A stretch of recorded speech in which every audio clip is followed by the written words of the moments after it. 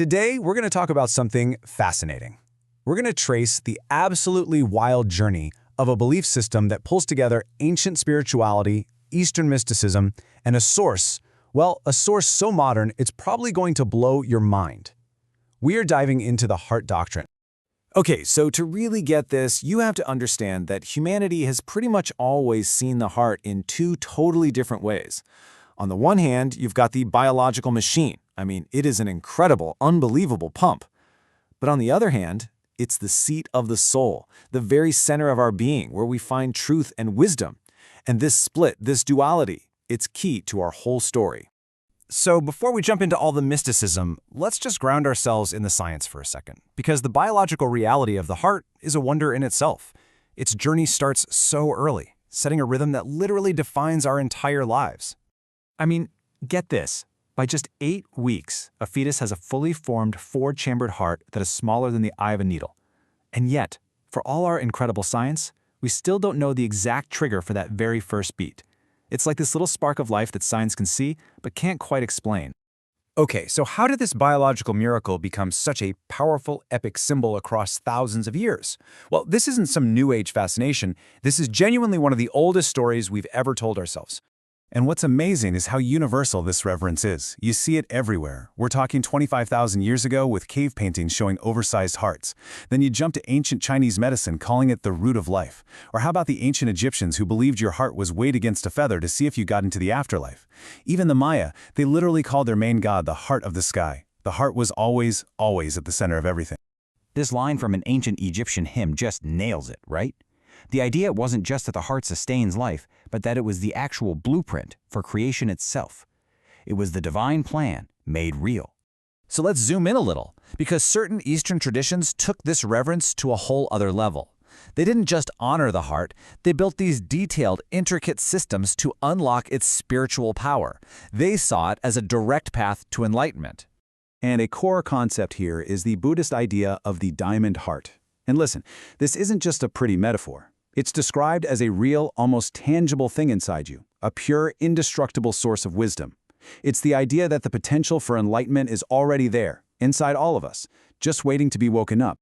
Taoist teachings have a really similar idea, outlining this whole mystical transformation for a sage. In this state, the heart is said to physically open up, becoming a conduit for divine memory. You remember all your past lives, and this compassionate energy that just flows out into the world. And all of this brings us to today. These powerful, ancient concepts, the divine center, the diamond heart, the 7 streams of energy, they've all been scooped up and woven together into a modern spiritual system known as the heart doctrine. And when you look at its core beliefs, you can totally see the threads coming together. It calls itself an ascension pathway. It says, hey, stop looking for the divine in your brain, it's in your heart. It specifically talks about achieving the diamond heart, and it even links you to the heart of the sky, a direct callback to that Mayan idea. It's all connected. But this is where things get really, really specific. This isn't just a big, general philosophy. It actually identifies a very particular spiritual profile, mashing up astrological signs with emotional traits to map out a unique path. And that specificity, that's the breadcrumb we need to follow. Because, we can trace the big, grand ideas through thousands of years of history. But where in the world did this very exact, very peculiar and super personal profile actually come from? Yeah, just let that question hang there for a second. The concepts feel ancient, they feel timeless. The language sounds mystical. But the origin of this one key piece of the doctrine, well, it's about to take a sharp left turn right into the 21st century. So the answer isn't some lost scripture or an ancient text discovered in a cave. The source is this, a screenshot of an anonymous post on 4chan's paranormal forum, /X. Just a fleeting comment, in the digital ether. And the connection here is, well, it's undeniable. We're not talking about similar phrasing, it is a word-for-word copy and paste match. The unique spiritual profile that is a cornerstone of the heart doctrine was lifted verbatim from this anonymous internet post. So what does this all mean? It means the heart doctrine is what you'd call a syncretic belief system, which is really just a fancy way of saying it's a mashup. It's this wild cocktail of thousands of years of deep, profound spiritual thought, blended with a comment someone left on an internet forum.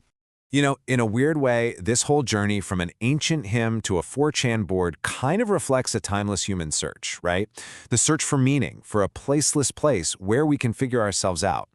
Like the poet Rumi wrote centuries ago, it's about chasing out duality and living in two worlds at once.